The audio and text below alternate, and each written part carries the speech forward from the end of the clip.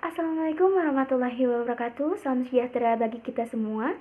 Perkenalkan, nama saya Prisda Amelia Agusti dengan NIM 2030711034 dari Program Studi Ilmu Administrasi Publik Fakultas Ilmu Administrasi dan Humaniora Universitas Muhammadiyah Sukabumi semester 5.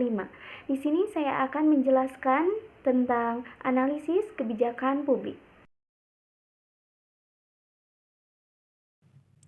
Analisis formulasi kebijakan. Perumusan atau formulasi kebijakan merupakan pengembangan alternatif-alternatif kebijakan dalam menghadapi masalah-masalah di dalam agenda publik.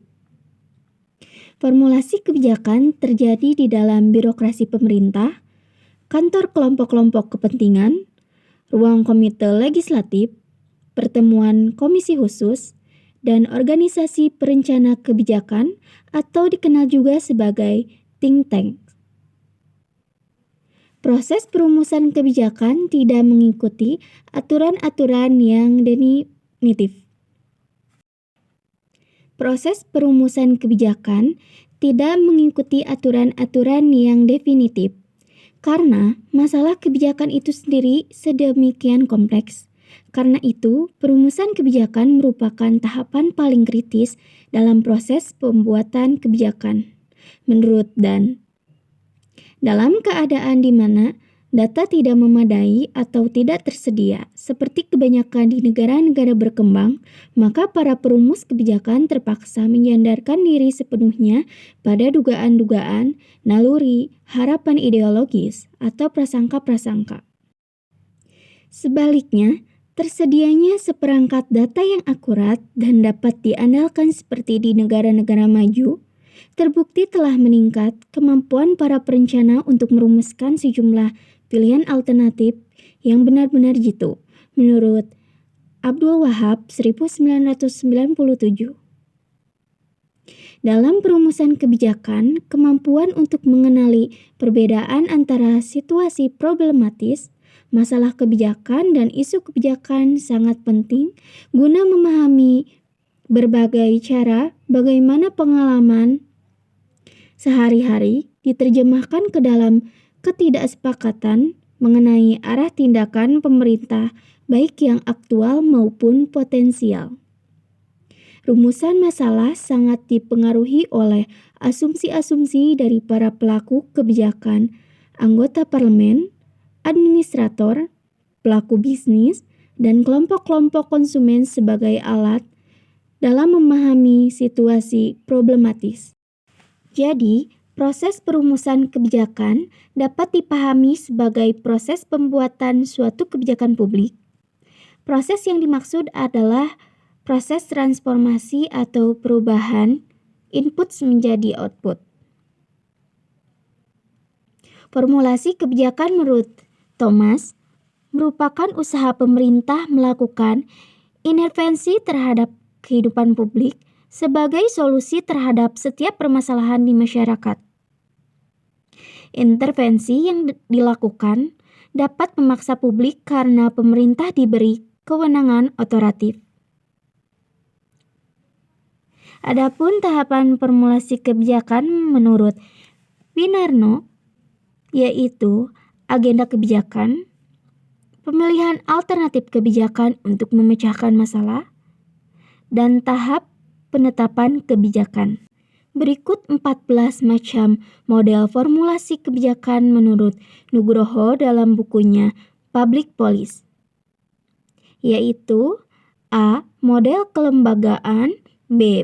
Model proses, C. Model kelompok, D. Model elit, E. Model rasional, F. Model inkremental, G. Model teori permainan, H. Model pilihan publik, I. Model sistem, J. Model pengamatan terpadu, K. Model demokratis, I. Model strategis, M.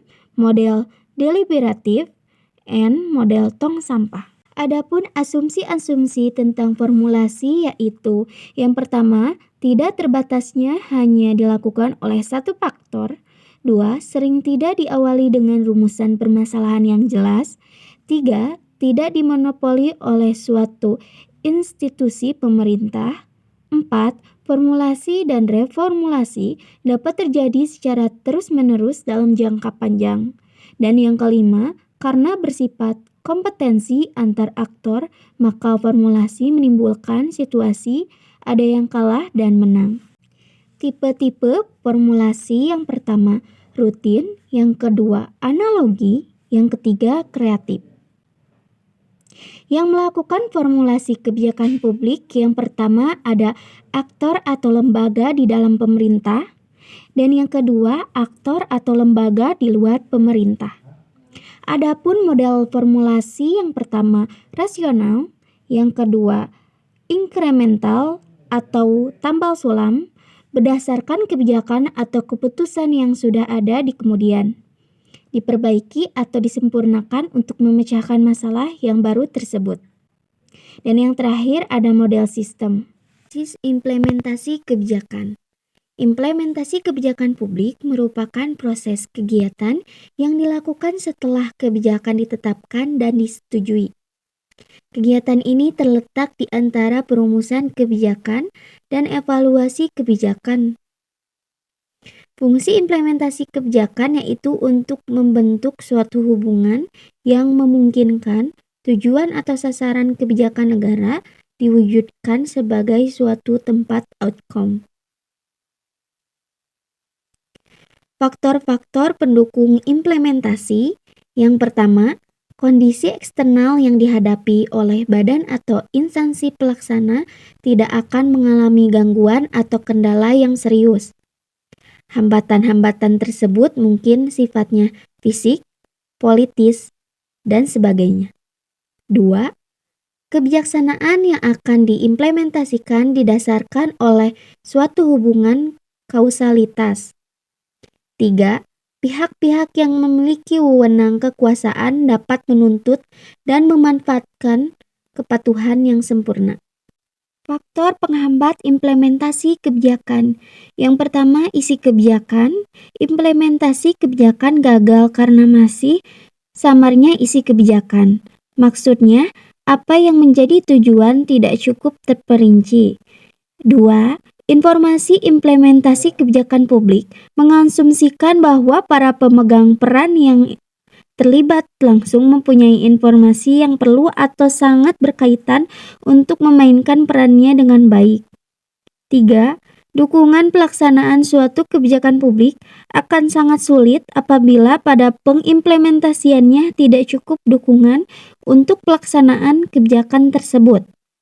4. Pembagian proses sebab yang berkaitan dengan gagalnya implementasi suatu kebijakan publik juga ditentukan aspek pembagian potensi di antara para pelaku yang terlibat dalam implementasi. Upaya mengatasi hambatan implementasi kebijakan publik. Yang pertama, peraturan hukum ataupun kebijakan itu sendiri, di mana terdapat kemungkinan adanya ketidakcocokan antara kebijakan-kebijakan dengan hukum yang tidak tertulis atau kebiasaan yang berlaku dalam masyarakat. 2. Mentotalitas petugas yang menerap hukum atau kebijakan para petugas hukum secara formal yang mencakup hakim, jaksa, polisi, dan sebagainya. 3. Fasilitas yang diharapkan untuk mendukung pelaksanaan atau suatu peraturan hukum. Hasil guna dari implementasi kebijakan publik menentukan tingkat tentang seberapa jauh dari hasil kebijakan dalam memberikan sumbangan dalam pencapaian nilai. Pada kenyataannya, jarang ada problem yang dapat dipecahkan secara tuntas, umumnya pemecahan terhadap suatu problem yang baru, sehingga perlunya mempecahkan kembali atau rumusan kebijakan. Analisis monitoring kebijakan. Monitoring kebijakan adalah aktivitas yang ditujukan untuk memberikan informasi tentang sebab dan akibat dari suatu kebijakan yang sedang dilaksanakan. Monitoring kebijakan dilakukan ketika sebuah kebijakan sedang diimplementasikan. Monitoring kebijakan diperlukan agar kesalahan awal dapat segera diketahui dan dapat dilakukan tindakan perbaikan sehingga mengurangi risiko yang lebih besar. Tujuan monitoring yang pertama, menjaga agar kebijakan yang sedang diimplementasikan sesuai dengan tujuan dan sasaran. Yang kedua, menemukan kesalahan sedini mungkin sehingga mengurangi resiko yang lebih besar. Dan yang ketiga, melakukan tindakan modifikasi terhadap kebijakan apabila hasil monitoring mengharuskan untuk itu. Data dan informasi untuk monitoring. 1. Metode dokumentasi dari berbagai laporan kegiatan seperti laporan tahunan, atau semesteran, atau bulanan. 2. Metode survei tujuannya untuk menjaring data daripada stakeholder, terutama kelompok sasaran. 3. Metode observasi lapangan untuk mengamati data empiris di lapangan dan bertujuan untuk lebih meyakinkan dalam membuat penilaian tentang proses dari kebijakan dapat digunakan untuk melengkapi metode survei. 4. Metode wawancara pedoman wawancara yang menanyakan berbagai aspek yang berhubungan dengan implementasi kebijakan perlu dipersiapkan. 5. Metode campuran, misalnya campuran antara metode dokumentasi dan survei, atau metode survei dan observasi, atau dengan menggunakan ketiga atau bahkan keempat metode di atas. Dan yang terakhir, metode FGD dengan melakukan pertemuan dan diskusi dengan para stakeholder-nya yang bervariasi. Dengan cara demikian, maka berbagai informasi yang lebih valid akan lebih diperoleh melalui cross-check data dan informasi dari berbagai sumber. Jenis-jenis monitoring. 1. Kepatuhan. Jenis monitoring untuk menentukan tingkat kepatuhan implementer terhadap standar dan prosedur yang telah ditetapkan. 2. Pemeriksaan atau auditing. Jenis monitoring untuk melihat sejauh mana sumber daya dan pelaksanaan sampai pada kelompok sasaran. 4. Akuntansi atau accounting. Jenis monitoring untuk mengalkulasikan perubahan sosial dan ekonomi yang terjadi setelah diimplementasikan suatu kebijakan. Dan yang keempat, eksplanasi atau explanation, jenis monitoring untuk menjelaskan adanya perbedaan antara hasil dan tujuan kebijakan. Adapun pendekatan terhadap monitoring, yang pertama akuntansi sistem sosial, pendekatan monitoring untuk mengetahui perubahan kondisi sosial yang objektif dan subjektif dari waktu ke waktu. Yang keempat, eksperimental sosial, pendekatan monitoring untuk mengetahui perubahan sosial yang terjadi dalam sebuah kelompok eksperimen dengan cara membandingkan dengan kelompok kontrol. Yang keempat, akuntansi sosial, pendekatan monitoring yang berusaha untuk mengetahui hubungan antara masukan, proses, keluaran, atau hasil dan dampak. Yang terakhir, sintetis riset dan praktek. Pendekatan monitoring yang menerapkan komplikasi perbandingan dan pengujian secara sistematis terhadap hasil-hasil yang dari implementasikan kebijakan publik di masa lampau. Policy memo yaitu dokumen ringkas yang merupakan rekomendasi singkat akan satu isu kebijakan untuk landasan pembuatan keputusan kebijakan yang bersifat terbawah. Policy memo relatif sama dengan dalam hal kepentingan, tujuan, dan struktur isinya dengan policy paper, namun dikerjakan dalam waktu yang pendek, bahkan kadang dalam hitungan jam atau menit. Memo kebijakan dibuat untuk memberikan rekomendasi kebijakan yang bersifat sangat segera. Poin penting dalam penulisan policy memo yakni konten, struktur, pilihan kata, dan kejelasan. Adapun fungsinya yang pertama, mengumumkan kebijakan perusahaan atau rencana. 2. Perbuatan permintaan. 3. Menjelaskan prosedur atau memberikan instruksi. 4. Memperjelas pembaca untuk masalah mengkonfirmasi apa yang telah diputuskan dalam percakapan. Dan yang kelima, mengingatkan pembaca. Adapun tujuannya yang pertama menyediakan informasi yang dibutuhkan pembuat kebijakan untuk melakukan pekerjaan mereka. Yang kedua, memecahkan masalah yang kompleks menjadi fakta penting. Yang ketiga, mengevaluasi program alternatif tindakan. Yang keempat, memberikan rekomendasi tindakan. Karakteristiknya yang pertama, panjang, yaitu isi kebijakan maksimum 2 halaman. 2. Bahasa harus jelas.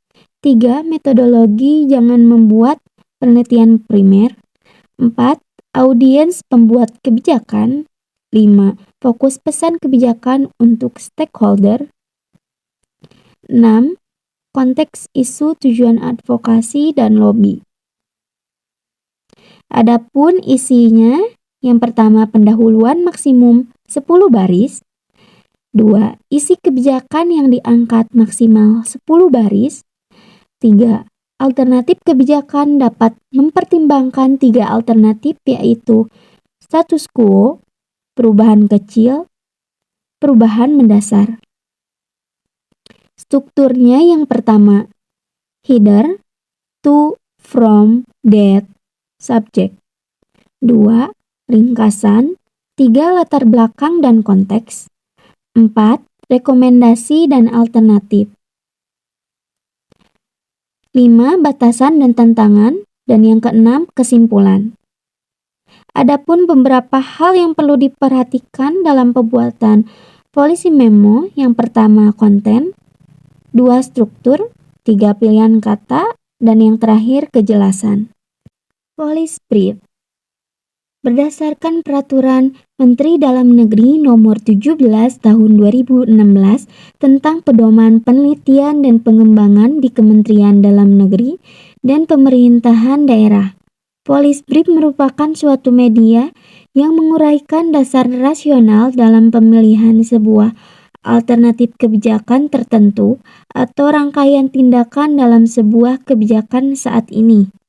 Biasanya digunakan dalam proses advokasi kebijakan sebagai alat untuk meyakinkan para pengambil kebijakan atau kelompok sasaran mengenai urgensi masalah saat ini dan kebutuhan untuk mengadopsi alternatif yang disukai. Oleh karena itu, bentuk media ini berfungsi sebagai pendorong atau mengambil tindakan. Karakteristik policy brief. Yang pertama, digunakan untuk menyampaikan saran rekomendasi kebijakan berdasarkan hasil riset kebijakan. Yang kedua, umumnya berisi paparan yang singkat dengan bahasa yang lebih umum atau non-teknis.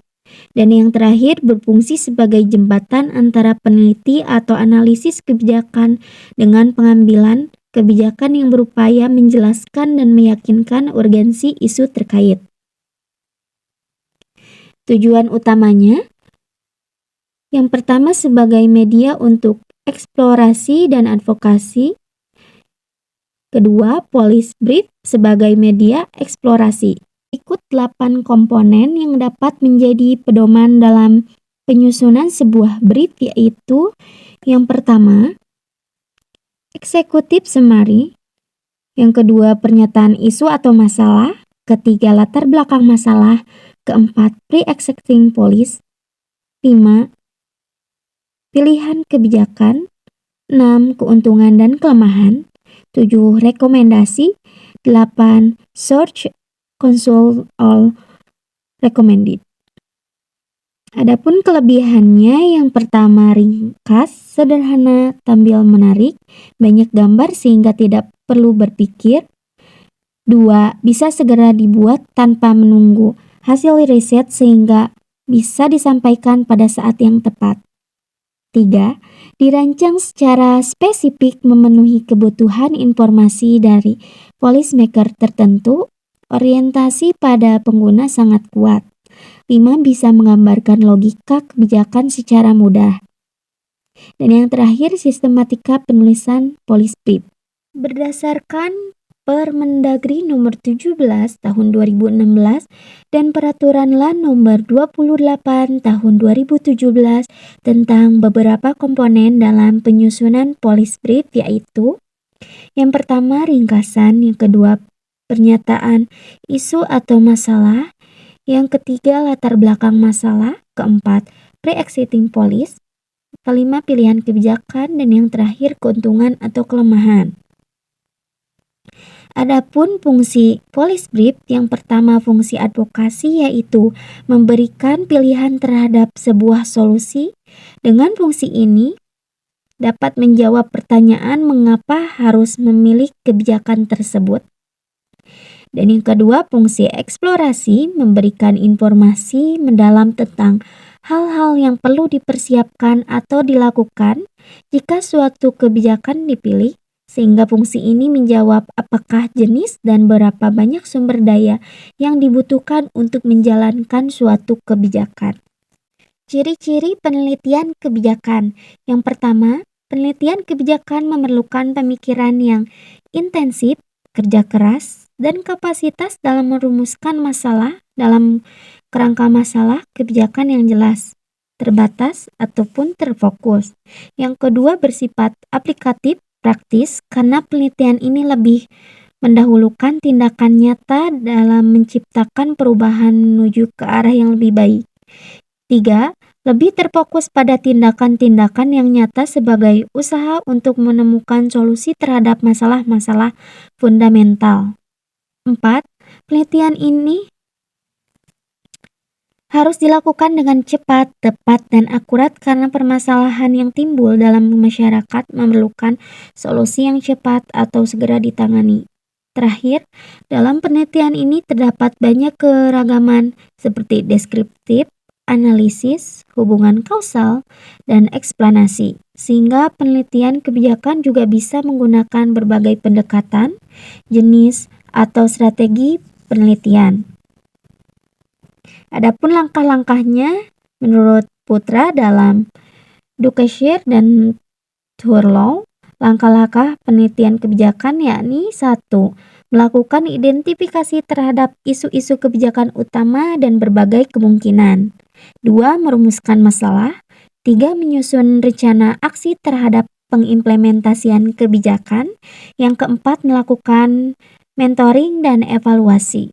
Berdasarkan fungsinya, penelitian kebijakan dibagi atas 2 jenis atau 2 kategori, yaitu penelitian untuk kebijakan berfungsi sebagai pemberi layanan dalam bentuk evidensi, masukan yang bersifat verifikasi afirmatif, sebagai penyempurnaan untuk seluruh tahapan dalam proses penelitian kebijakan dan dapat digunakan di setiap tahap atau unsur kebijakan serta terhadap seluruh unsur tahapan kebijakan secara sekaligus.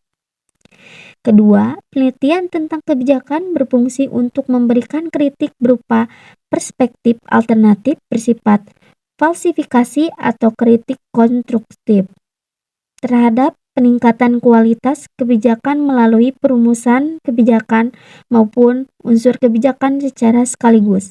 Prinsip dasar policy research atau policy paper yaitu 1.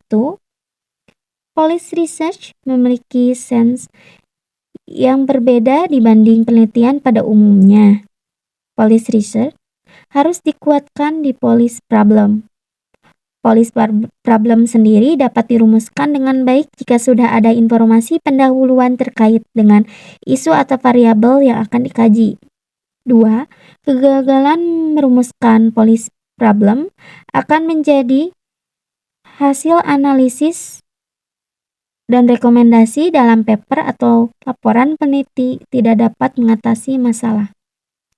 3. Selain policy problem, kajian kebijakan sebaik juga memperhatikan 2 policy relevant information lainnya, yakni policy outcome dan policy performance. Kedua ini idealnya sudah tersedia saat merumuskan research design. Dengan memiliki informasi ini, maka research question tidak berkarakter deskriptif, tetapi lebih solutif. Mitigasi resiko kebijakan. Mitigasi Risiko merupakan tindakan terencana dan berkelanjutan yang dilakukan oleh pemilik risiko agar bisa mengurangi dampak dari suatu kejadian yang berpotensi atau telah merugikan atau membahayakan para pemilik risiko tersebut. Mungkin cukup sekian yang dapat saya sampaikan. Mohon maaf bila ada kata-kata yang kurang berkenan. Terima kasih. Wassalamualaikum warahmatullahi wabarakatuh.